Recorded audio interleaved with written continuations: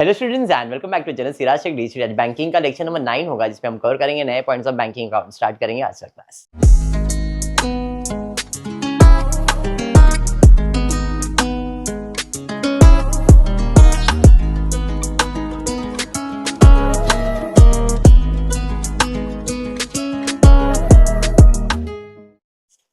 चलिए, this will be the last lecture for banking account.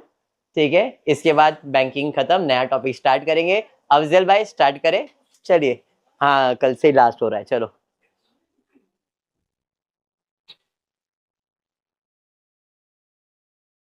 Help ना start करते हैं। Following is the balance sheet of State Bank Limited. Thane का bank है कोई, शेड्यूल दिया हुआ है, मार्किंग करेंगे, देखते हैं कौन सा चीज किधर जाएगा। इक्विटी शेयर कैपिटल कहां जाएगा? शेड्यूल नंबर 1 में। Profit and loss account reserves and surplus भी है, लेकिन क्योंकि ये ओपनिंग बैलेंस दिया हुआ है तो नेट प्रॉफिट आफ्टर टैक्स में हम लोग ऐड करेंगे। Next, current deposit, deposit credit side पे दिया है, डिपॉजिट मतलब schedule number 3। Fix deposit schedule number 3। Saving account credit पे दिया है 3।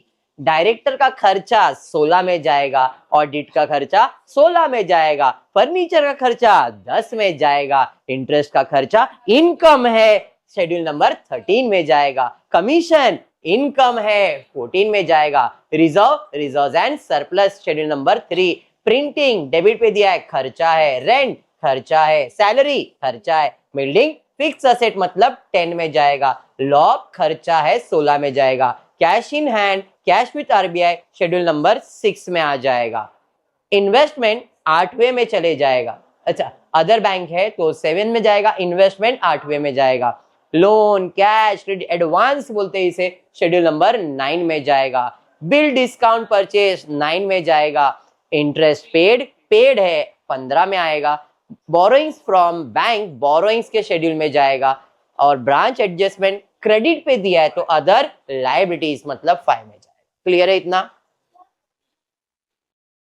टैक्स में माइनस कर देते अपन, नहीं प्रोविजन मतलब टैक्स भरना ही है, तो ये पुराना हिसाब रहेगा, हम लोग इस साल का कैलकुलेट करेंगे ये जो पे करना है, तो आप प्रोविजन उसमें ऐड करके डायरेक्टली माइनस कर दो, तो प्रोविजन ही खाली दिया हुआ है तो क्रेडिट साइड पे दिया रहेगा। अगर क्रेडिट पे दिया है तो अदर लायबिलिटीज पे डाल दोगे, अगर डेबिट पे दिया है तो टैक्स माइनस कर दो, एडवांस में नहीं जाएगा, प्रोविजन है वो एडवांस कैसे होएगा? डन है इतना? Very good. एडजस्टमेंट में बैंक के बिहाफ में कस्टमर कंटीजेंट लायबिलिटीज दिया हुआ है, रिबेट कंपलसरी आएगा ही, डेप्रिसिएशन दिया है और 12,000 का बैड डेट है। कोई नहीं, पोस्टिंग स्टार्ट कर लेते। सबसे पहला इक्विटी शेयर कैपिटल में आ गया 8 लाख रुपए। प्रॉफिट एंड लॉस ये जाएगा शेड्यूल नंबर 2 में नहीं, नेट प्रॉफिट आफ्टर टैक्स जो आप शेड्यूल बनाओगे यहाँ पे इसके अंदर हम लोग ऐड कर देंगे। नेक्स्ट, उसके बाद क्या है? करंट डिपॉजिट डिपॉजिट के शेड्यूल में जाएगा, फिक्स डिपॉजिट डिपॉजिट के शेड्यूल में जाएगा, सेविंग डिपॉजिट डिपॉजिट के शेड्यूल में जाएगा, बराबर है। फिर यह क्या है? उसके बाद डायरेक्टर का खर्चा है तो अदर एक्सपेंसेस में जाएगा, उसके बाद ऑडिट का खर्चा है वो भी अदर एक्सपेंस में जाएगा, उसके बाद फर्नीचर ब्रैकेट में कॉस्ट दिया है, क्यों दिया है? जस्ट टू कैलकुलेट डेप्रिसिएशन, तो फर्नीचर फिक्स असेट में 8 लाख नहीं, जो अमाउंट दिया है वो ही लिखोगे। क्लियर?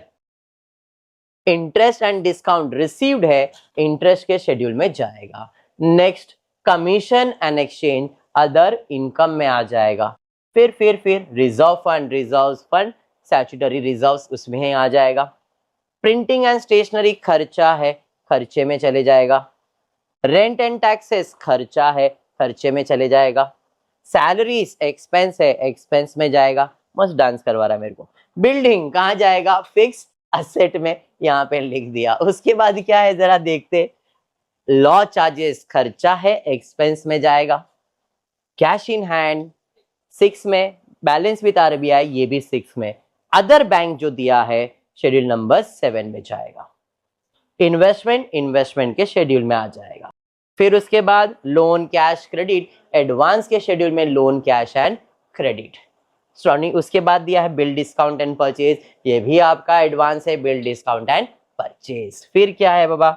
इंटरेस्ट पेड है, इंटरेस्ट एक्सपेंडेड में जाएगा। बोरोइंग्स के शेड्यूल में आ जाएगा।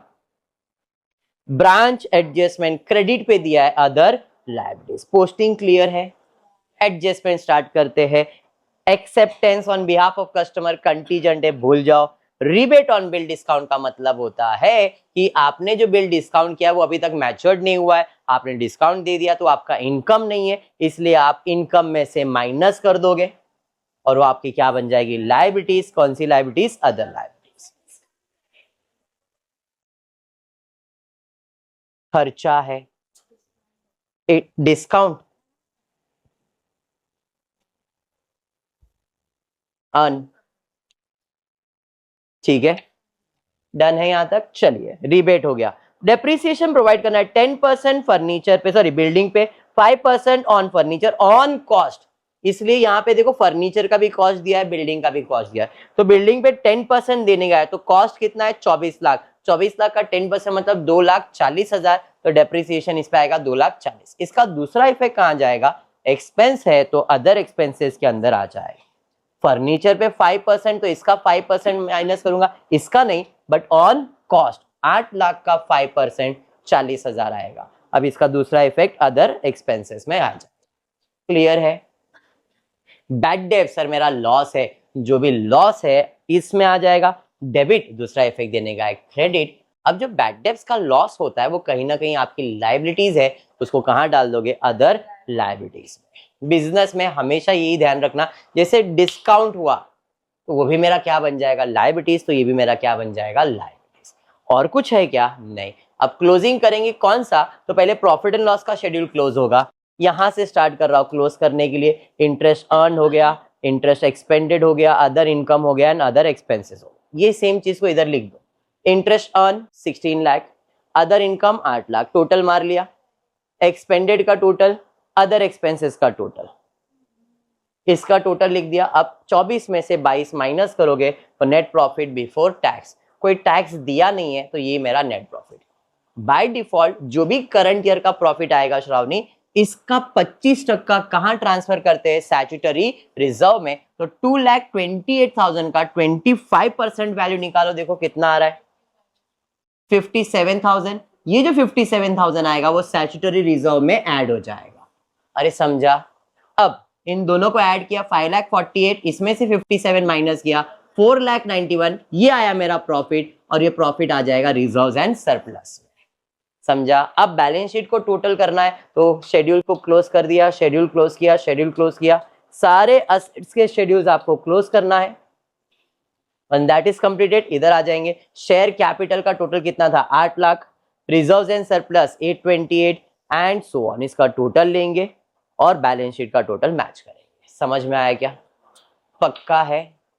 Final account complete, banking accounting complete हो गया, ठीक है क्या। नेक्स्ट क्लास में कुछ नया टॉपिक करेंगे, आज के लिए इतना ही करेंगे। होपफुली वीडियो पसंद आया तो प्लीज वीडियो को लाइक कर देना, फ्रेंड्स ग्रुप में शेयर करना, चैनल को सब्सक्राइब करना। Thank you for watching the video.